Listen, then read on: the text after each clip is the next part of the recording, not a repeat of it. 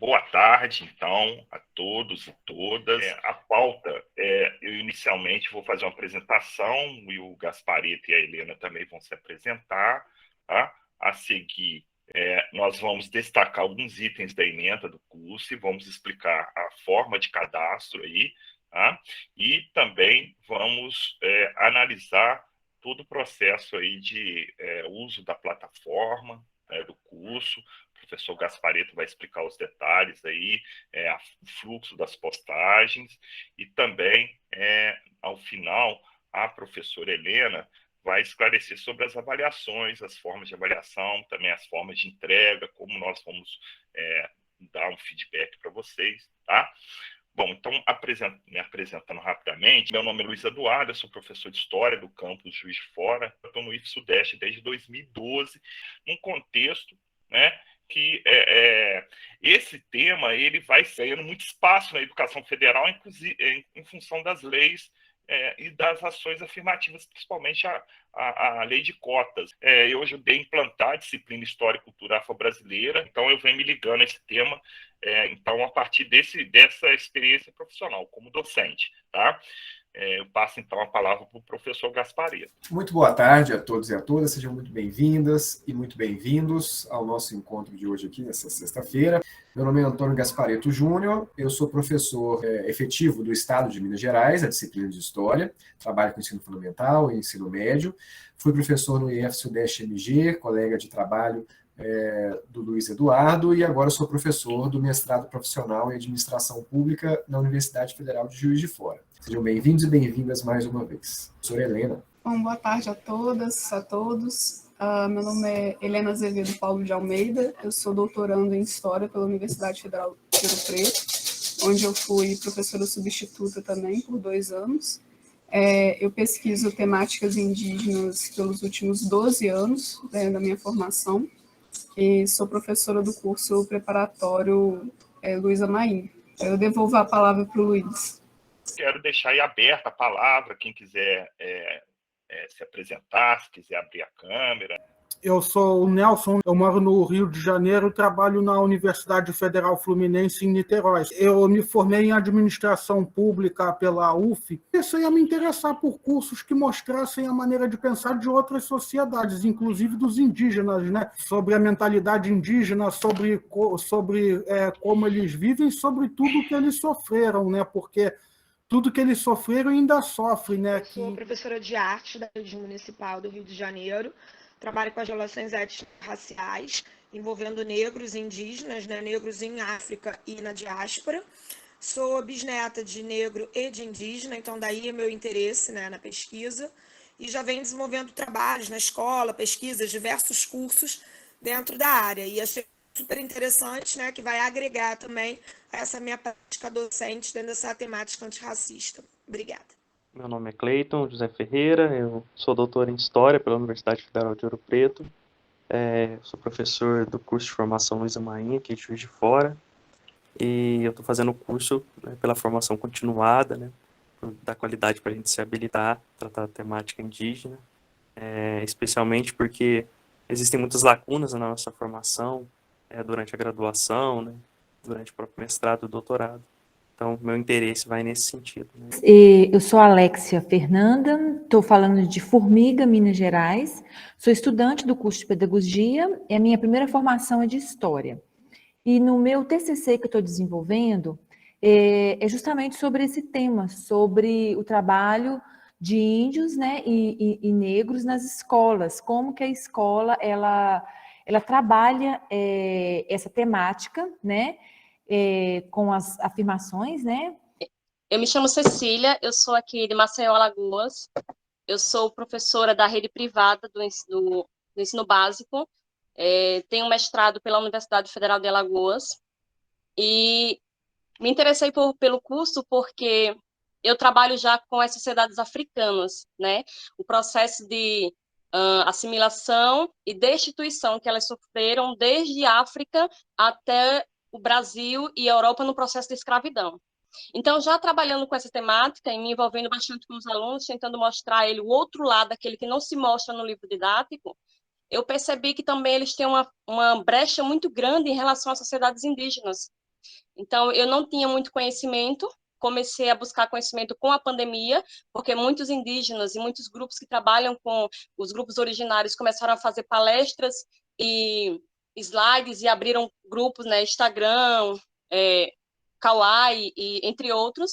E aí eu comecei a me interessar. Foi quando eu vi o link do curso que uma professora da universidade postou no nosso grupo de pesquisa, e aí eu resolvi fazer o curso para abranger esse conhecimento e poder levar ele para dentro da sala de aula, porque eu sinto, quando eu estou dando aula sobre as sociedades indígenas, eu sinto falta de muita informação dentro do livro didático, e eu percebo que os alunos da rede, tanto estadual como privada, eles não têm esse conhecimento, e quando a gente fala alguma coisa que foge ao livro didático, eles ficam surpresos, como se fosse uma coisa extraordinária.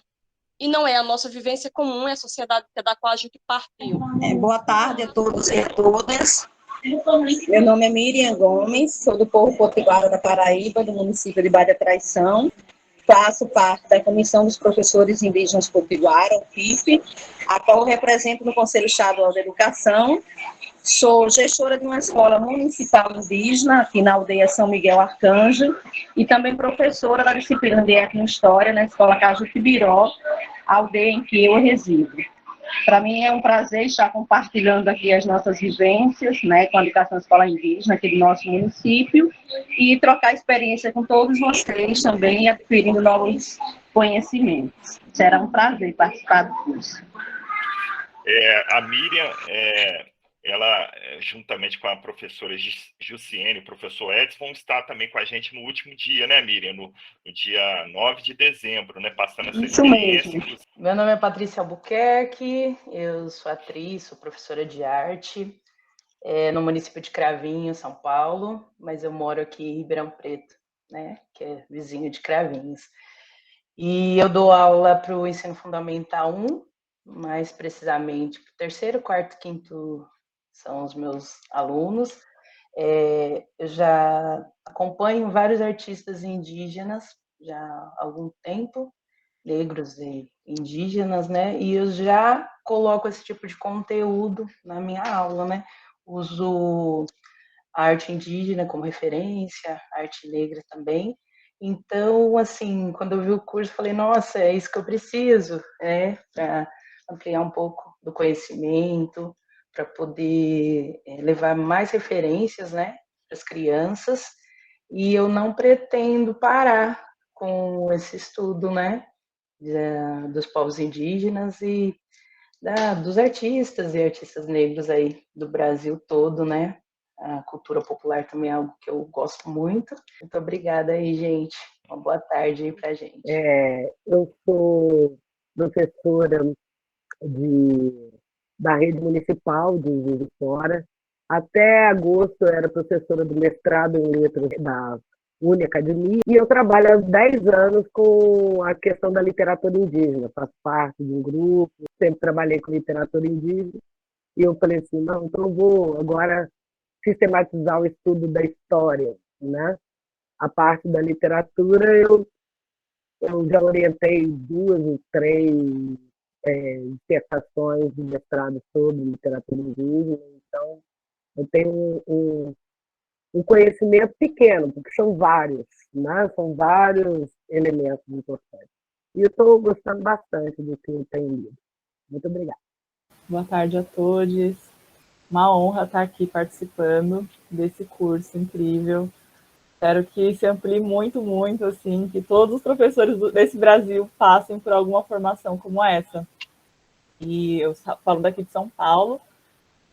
Sou professora de arte no ensino infantil, trabalho numa CI com a primeira infância. E aí estou com esse desafio, os pitotocos, né? Assim, a galerinha de 6 meses até 4 anos, né? Que é quando vai para a EMEI.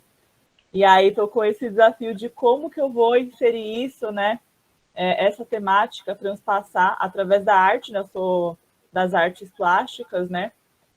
Dentro das atividades com eles, né, que são atividades mais assim de experimentação, né, sensoriais, de experimentação de materiais, mas também, né, com músicas, né. Então, estou aqui montando o meu repertório, assim, né? Porque eu acho que nessa idade é mais assim, eles terem conhecimento, eles terem essa exposição a isso, né? Porque quando chega na fase de aprender mais com a mente, eles já estão fluindo, né? Nas culturas indígenas, nas culturas afrodiaspóricas, né? Então, assim, eles já não é aquela coisa, nossa, estou vendo isso pela primeira vez, né? Então, acho que a função dos educadores aí da primeira infância, além de todo o desenvolvimento, né, cognitivo, corporal, relacional, inicial ali do ser humano, também tem a ver com isso, né? O que a gente vai inserir ali logo no comecinho da vida dos pequenos vai reverberar bastante nas próximas fases, né? E é isso, assim, estou bem animada com isso e também, assim, tendo essa perspectiva de que essas leis, né, tanto a 10.639 quanto a 11.645, que foram trazendo essa obrigatoriedade do ensino das culturas indígenas e afro-brasileiras nas escolas, elas são bem recentes, né? Elas são de 2003 e 2008. Então, todo o resto da nossa história foi de narrativas contrárias, né? Como as nossas professoras trouxeram na aula passada, né? Então, a gente tem bastante trabalho para fazer aí. Está só começando. Bora arregaçar as mangas e vamos juntos aí. Obrigada por fazer parte. Nossa Senhora, obrigado demais. É isso, né? Assim, eu, por exemplo, a minha experiência é de um professor do ensino médio, né? Sempre trabalhei com ensino médio, no caso dos institutos federais, é o médio integrado, alunos que fazem também a formação técnica, e ter no curso professores das mais variadas, que trabalham com as mais variadas modalidades, né? E níveis de ensino é fantástico, né? Ainda que a gente, né? Tenha optado por materiais mais gerais, mas eu acho que esse processo de produção, compartilhamento, é que a gente vai ter que fazer juntos, né?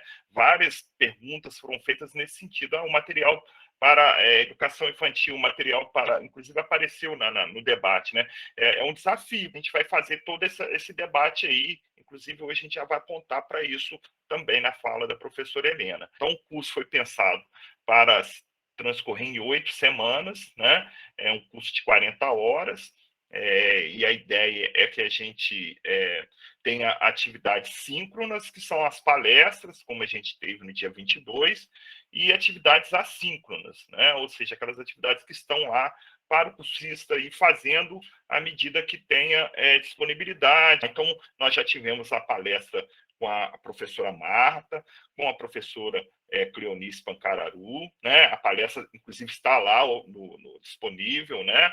Para vocês verem. A gente vai ter no dia 4, na quinta-feira que vem, 16 horas, um encontro com a Isabel Misagia e com a Marina Mônica para trabalhar o tema da trajetória do indigenismo republicano. No dia 18 de novembro, a gente vai ter a presença da Michele Reis, da UFAL, professora lá do programa de pós-graduação, que vai trabalhar o tema da a situação dos povos indígenas durante a ditadura militar. E vamos ter uma liderança Krenak, né, que é um grupo aqui de Minas Gerais, da região do Rio Doce, né, que é o Douglas Krenak, que vai, inclusive, relatar o que os Krenak sofreram nesse processo e a luta deles, inclusive, agora, para ter a reparação, mas o enfrentamento que fazem também a toda a devastação, né, ambiental que a Companhia Vale do Rio Doce provoca na região, né, inclusive alterando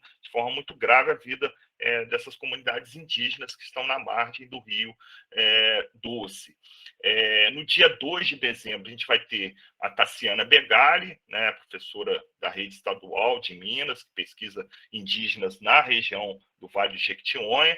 Vamos ter o Haroldo Heleno, que estava na abertura, né, que é o representante do Conselho Indigenista Missionário aqui em Minas, na fronteira também com a Bahia, fronteira de Espírito Santo. Mas a presença do Haroldo Heleno é fundamental. Ele é uma figura central aí, um indigenista com quase 30 anos de experiência e que vai, juntamente com um representante da articulação dos povos e organizações indígenas do Nordeste, Minas Gerais e Espírito Santo, a APOIME, né, que é uma entidade que reúne mais de 300 mil indígenas na sua base. E fechando o último encontro síncrono, no dia 9, a professora Jussiene Ricarte, ela é da Universidade de Campina Grande, então ela nos colocou em contato com pessoas fantásticas, como a Miriam, que está aqui, né, na nossa sala, a Miriam Gomes, que é a Miriam Potiguara, que também vai estar passando para a gente toda a experiência da educação indígena nas escolas da Paraíba, né? E vamos ter a presença do Edson Caiapó, que é um professor do Instituto Federal da Bahia, né, e do mestrado lá da Universidade do Sul da Bahia, que também vai trazer para a gente toda a sua experiência com o trabalho, inclusive com a literatura indígena, com os temas que envolvem a educação das relações étnico-raciais. Então, a gente procurou, ao máximo, né, dar voz e representação, né, para compartilhamento dessas experiências que a gente precisa tantas lideranças indígenas, tanto das lideranças intelectuais indígenas. E também, evidentemente, trazendo a contribuição da academia, né, e dos setores que se dedicam a esse tema de forma sistemática. O curso ele foi pensado, então, primeiramente, as atividades síncronas dessa forma, mas a gente partiu de 3 princípios educativos que estão aí estabelecidos na ementa. A primeira é que haja, e aí a nossa intenção é clara, nós temos uma posição política de defesa dos povos indígenas, né? A gente quer aqui contribuir para a elevação da consciência política e social dos professores e professoras que participam do curso em relação às temáticas indígenas. Segunda questão é a valorização da autonomia e do protagonismo dos professores, tá? Então, a gente tem que ter também essa clara dimensão da necessidade dos professores reafirmarem, sempre que for possível, houver condições, essa autonomia, esse protagonismo, e para isso aqui no nosso curso, essa dedicação aos estudos aqui é importante. Em relação também ao que a gente pretende como trabalho final, um incentivo ao trabalho interdisciplinar e a produção de materiais didático-pedagógicos, desenvolvimento de ações em sala de aula ou projetos relacionados à história, cultura e mobilizações presentes, né, do tempo presente, né, principalmente dos povos indígenas. Tá? É lógico, como muitos professoras e professores colocaram aqui, esses temas são muito próximos ao que a gente também trabalha na cultura afro-brasileira. Eu vou terminar na minha fala com uma questão bem prática. Para cadastramento no CIGA, vocês só precisam me enviar esses 3 dados aí: CPF, nome completo e o e-mail, respondendo um e-mail que eu já mandei hoje para vocês, ou me mandando um novo e-mail pelo endereço aí, e o resto eu resolvo. Todos os dados que vocês vão precisar para a certificação, eu já vou ter aqui. Me mandou o CPF, o nome, o e-mail, pronto, o cadastro está pronto aqui, não precisa fazer mais nada, tá? E mais, quem quiser já pode fazer imprimir uma declaração de matrícula no curso. Passo já de imediato a palavra para o professor Gaspareto. Muito bem. Então, vocês estão vendo aí a minha sala de aula, né, professor Antônio Gaspareto Júnior, e, da mesma forma, existem outras 2 salas de aula, a do professor Luiz e da professora Helena. Tudo que há em uma sala de aula, há exatamente igual nas outras 2 também. Então, vocês devem ter percebido já que as publicações nessas salas de aula, elas são alternadas entre o Luiz, a Helena e eu, porque nós todos estamos envolvidos com todos vocês, de uma forma geral. Como o Luiz já mencionou, nós temos 8 semanas de curso. Essas 8 semanas estão divididas, então, em 4 módulos, porque são 2 semanas por módulo. A cada módulo do curso, nós temos atividades que são feitas em formato de fórum, atividades mais objetivas, que são como formulários para a realização individual dessas atividades, e as publicações que são complementares, informando sobre os nossos encontros síncronos e outras necessidades mais que possam aparecer durante o curso. Então, isso tudo vai estar disponível para vocês aqui no ambiente do Google Classroom, no nosso mural. Então, vou começar de baixo para cima, porque vocês estão vendo que segue uma ordem cronológica, né? A publicação mais antiga está lá embaixo. Então, a gente começa lá de baixo para cima, onde tinha uma apresentação, né, que eu coloquei na sala. Logo depois, nós colocamos aqui uma apresentação inicial do nosso curso, com a nossa ementa e o programa do do curso, que está aqui disponível para download, e a apresentação em vídeo que nós fizemos inicialmente de nós três, do Luiz, da Helena e a minha também. Bom, seguindo mais acima, nós começamos então com o conteúdo efetivo do nosso curso. O Luiz fez uma publicação nas 3 salas, apresentando então a temática da primeira semana, com algumas sugestões de questões aí para orientar as leituras, os vídeos que foram disponibilizados, como esses 2 que estão aqui. Depois a Helena colocou lá algumas orientações para as avaliações, e ela vai falar especificamente sobre as avaliações, como elas serão feitas no decorrer do curso, já já. E depois nós tivemos aqui uma outra publicação a respeito do encontro síncrono, o primeiro encontro síncrono que tivemos. Aqui eu quero fazer uma ênfase a respeito dos encontros síncronos.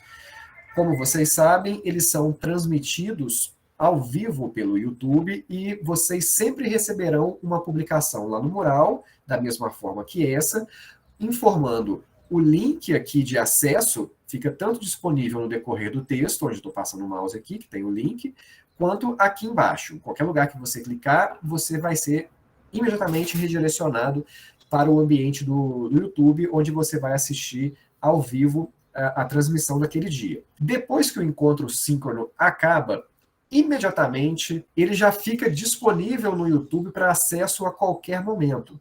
Então, você vai poder assistir a palestra, os debates que foram realizados, normalmente em qualquer outro momento, porque o link permanece ativo lá, disponível para vocês.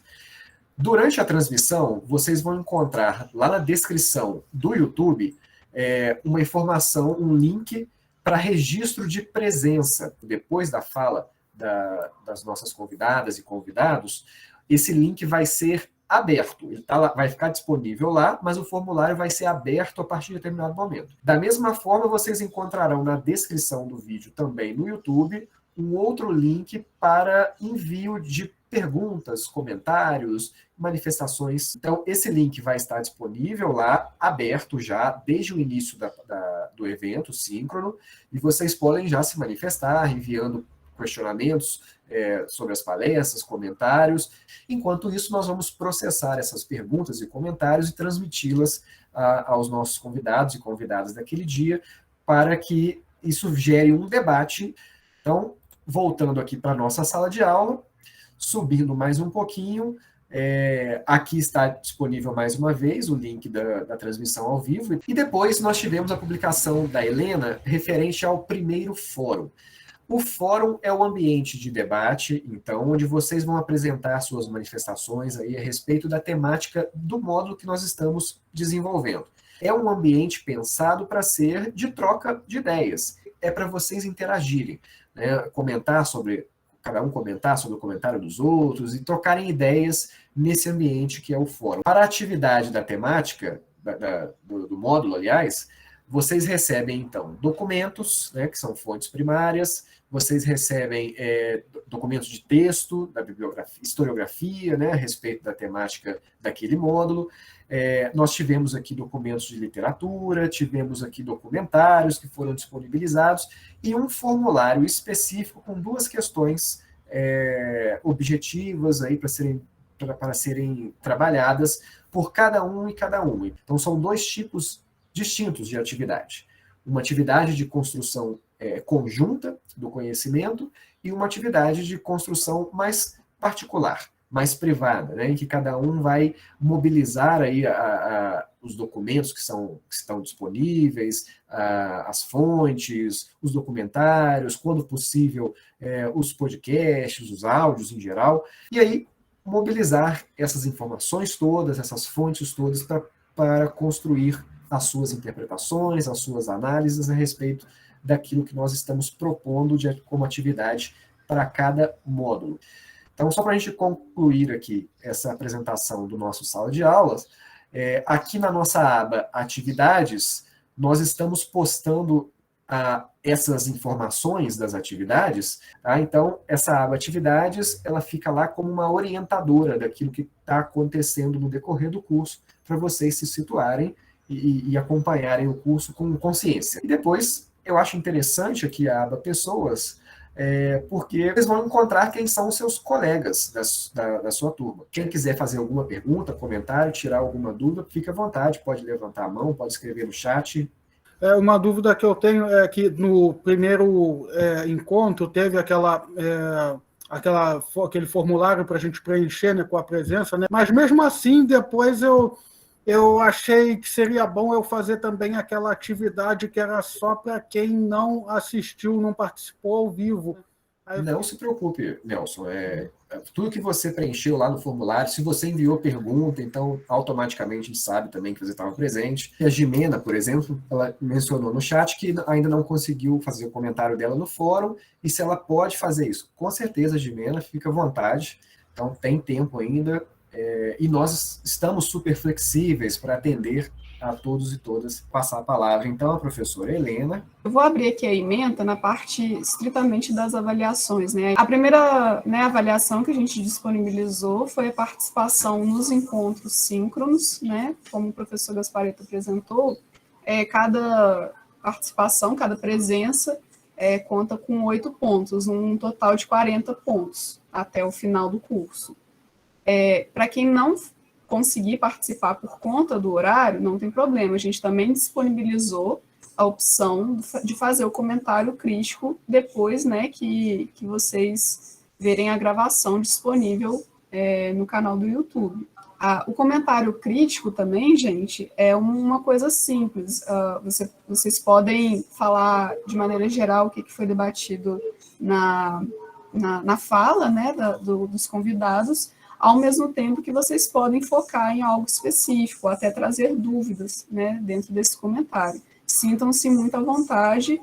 A segunda avaliação é a participação nos fóruns temáticos. A meu ver, né, é uma das avaliações de maior importância, porque, como o professor Gasparetto falou, né, o fórum ele é construído de maneira coletiva, né, e nada mais direcionado às temáticas indígenas do que a construção de um conhecimento coletivo. Aqui é o Fórum 1, né, disponibilizado igualmente em todas as salas. Dentro dessa atividade, né, o que vai ser avaliado? Vai ser avaliado a mobilização do material disponibilizado, né, dentro do curso, né, desse material de leitura obrigatória, que a gente disponibilizou aqui em cima na outra atividade, mas também, né, a mobilização das apresentações dos encontros síncronos, assim como das experiências individuais de vocês, né? Então, por exemplo, vocês perceberam durante as apresentações que nós temos, né, cursistas e participantes de vários povos indígenas no Brasil.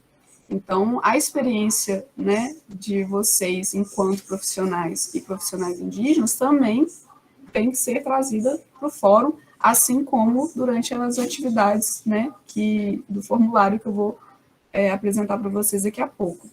A gente teve também a apresentação da professora Maria André, que tem uma vasta experiência, né, na literatura indígena, que pode e deve trazer essas informações para o fórum, né, e compartilhá-las no fórum com todos nós. A terceira atividade, né, são as respostas temáticas no formulário, né, mediante o Google Forms.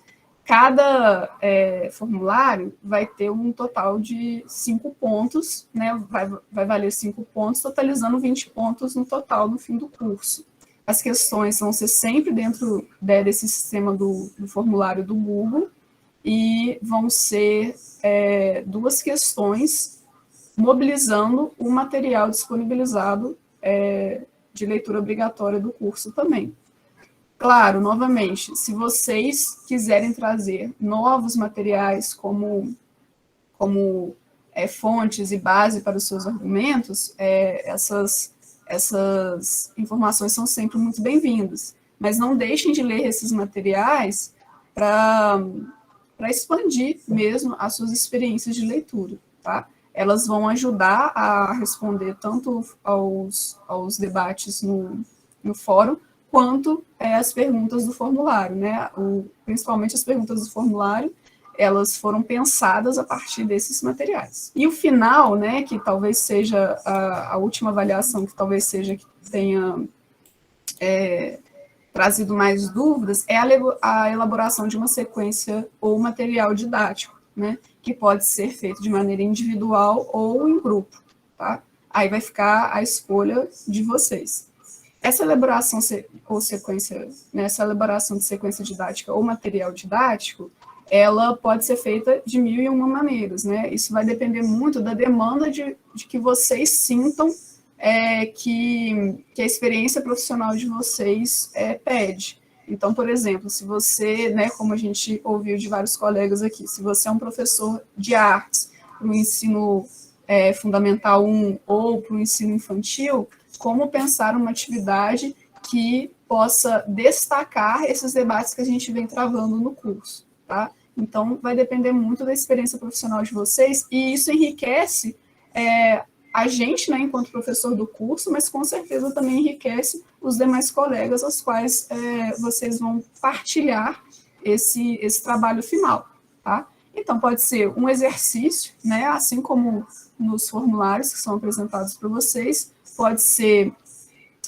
uma apresentação, pode ser uma apresentação de cartaz, pode ser um vídeo, né, pode ser um podcast, né, que vai fazer parte de materiais futuros que a gente vai disponibilizar aqui para vocês, só ressaltando, né, vai ser uma apresentação de trabalho final individual ou coletiva, vocês que decidem, né, como vocês se sentirem mais à vontade de apresentar, e vai totalizar 20 pontos, tá? Aí essa entrega é só uma, ao final do curso, e a gente vai disponibilizar uma data limite para que vocês possam apresentar, né, esse trabalho final para a gente, tá bom? Essa avaliação, ela, como eu falei com vocês, é uma exigência da instituição de uma presença mínima nos cursos de extensão de 75%, né? Mas no ensino remoto a gente tem que fazer uma equivalência de notas. Então, a gente está fazendo a equivalência de 60 pontos, como equivalendo aí 75% de frequência. Esse material didático aí do final vai ser um forms, onde vocês vão elaborar, porque o Aguinaldo perguntou isso, né? A gente vai elaborar esse forms, você vai, se for uma sequência, você coloca ali, ou, por exemplo, você elaborou um padre ou um podcast, um vídeo curto, né? Então, você vai anexar ali, vai ser feito por dentro da plataforma e a gente vai compartilhar. A atividade final, né, do trabalho final, não é necessariamente para apresentar, tá? Ela vai ser enviada para nós e aí a gente vai avaliar esse trabalho final. Mas, gente, até lá, né, se vocês quiserem alguma orientação no desenvolver desse trabalho final, né, para não deixar muito lá para os 45 do segundo tempo, e ir conversando com a gente, né, para a gente poder também orientar vocês nos nossos limites para lapidar esse trabalho até a data final de entrega, fiquem à vontade, é só entrar em contato diretamente conosco, tá? De preferência, né, com um professor que esteja responsável pela sala de vocês, e a gente vai fazendo essa troca. Eu esqueci o nome da outra professora de arte que falou, e aí eu fiquei pensando, talvez eu tenha algum material para compartilhar com ela, né, com as crianças, aí eu só precisava rever aqui nos meus conteúdos, aí se ela quiser, estou à disposição, não só para ela, mas para quem precisar. E a Patrícia, a gente já estava em conversa paralela fora da sala de aula. Verdade. Essa conversa paralela é boa, gente. Essa é boa. Essa todo mundo está autorizado a fazer. Ela falou desse evento da Fundação Nacional do Livro Infanto Juvenil, e exatamente foi na fundação, há mais de 10 anos, quando eles começaram lá, um grupinho, Daniel Munduruku, lá apresentando assim, os livros da literatura indígena, que eu me aproximei deles, assim, primeiro presencialmente, e já tem 2 anos que eu só estou assistindo, né, as palestras. Esse evento ele é bem baratinho, e eu acho que até hoje, se você entrar, você pode ter acesso às palestras, né, Patrícia? Não sei, será? Hoje eu dei uma olhada, como eu me inscrevi, para mim ainda estão disponíveis. Mas eu acho que vale a pena, né? Se alguém quiser perguntar ou mandar um e-mail, porque foi muito bom. Foi assim, foi fantástico, eu sou suspeita a falar. Excelente, excelente. Vou criar lá um ambiente para compartilhamento de ideias e compartilhamentos. Eventos, né? notícias, Aí, né? Lançamento de livro. Sim, tudo que quiser comentar tem de vários compartilhamento, à vontade. Sendo lançado. Para ficar aberto no curso inteiro. Então, a qualquer momento, vocês vão lá naquele espaço e podem compartilhar o que quiser. Eu fiquei na dúvida se o projeto final a gente vai só compartilhar lá no ambiente virtual ou a gente vai apresentar uns para os outros. Como que vai ser? O final do curso vai estar em fechamento, né, de semestre para a maioria de nós, né, não todos, mas para a maioria de nós. Talvez ficasse mais viável só enviar, né, a apresentação final. Mas, né, o ideal mesmo seria a gente apresentar e todos nós, né, mutuamente nos vermos. Então, se essa for uma possibilidade para todos, né, seria melhor ainda. Mas aí a gente vai conversando até o final. Mas muito bom saber, né, que vocês podem estar dispostos a apresentar uns para os outros, né? O ideal mesmo seria isso, seria bem bacana. Dessa ideia do Meet, se a gente tiver outros Meets para debater os textos, né, eu acho que anima bastante. Que é ótimo, a gente pode ir conversando e combinando isso nas salas, tá, gente? A Gabriela levantou a mão aqui. Eu sou professora de teatro na Rede Municipal de Juiz de Fora. E uma das reflexões que eu queria trazer aqui, rapidamente, assim, é que eu trabalho no ensino fundamental 2, né, onde os meninos já estão mais jovens. E a escola que eu trabalho, ela é muito forte, a questão da cultura popular, também até na possibilidade de virar metodologias e tal. Mas quando chega nessa parte final, né, que os meninos estão se dando conta das questões mais reais, né, o véu, assim, do lúdico está caindo, realmente a identificação, assim, com as raízes afro-brasileiras e indígenas, elas começam a ser olhadas de outro lugar, né.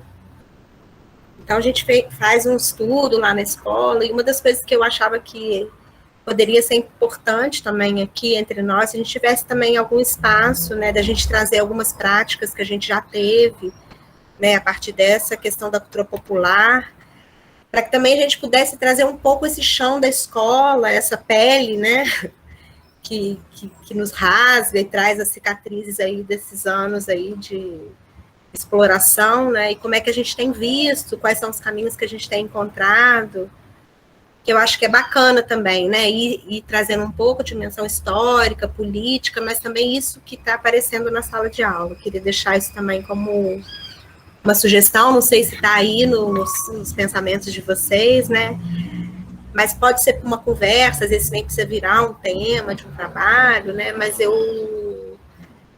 um lugar que eu gosto muito, assim, né, porque a escola é tão dinâmica quanto a cultura popular, né, mas nesses nós, a gente tem a dificuldade de dar o passo, né? Então, acho que esse curso ia ajudar muito. Muito obrigada pela oportunidade. Bacana, Gabriela. Obrigada pela partilha.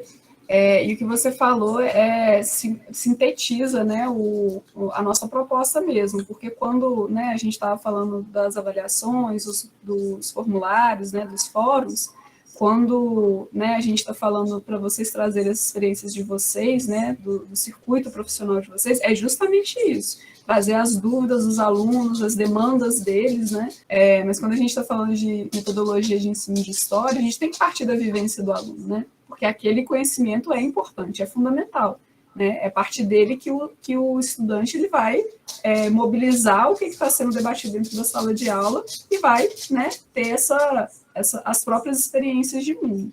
Então, muito importante se enfatizar isso, porque, né, isso pode fazer, né, deve fazer parte do trabalho final, mas tem que estar permanentemente, né, nesse circuito de avaliações que a gente está propondo fazer. Inclusive, gente, levar isso para os debates nos encontros síncronos, né, com os debatedores, porque, por mais que eles tenham organizado as falas deles, né, trazer essas questões também é fundamental, porque é a partilha de experiências diversas, tá? Eu sou professor na pós Lato Sensu do o IF de Barbacena, em planejamento e gestão de áreas protegidas. Eu gostaria de compartilhar com vocês uma orientanda, que é professora da rede pública.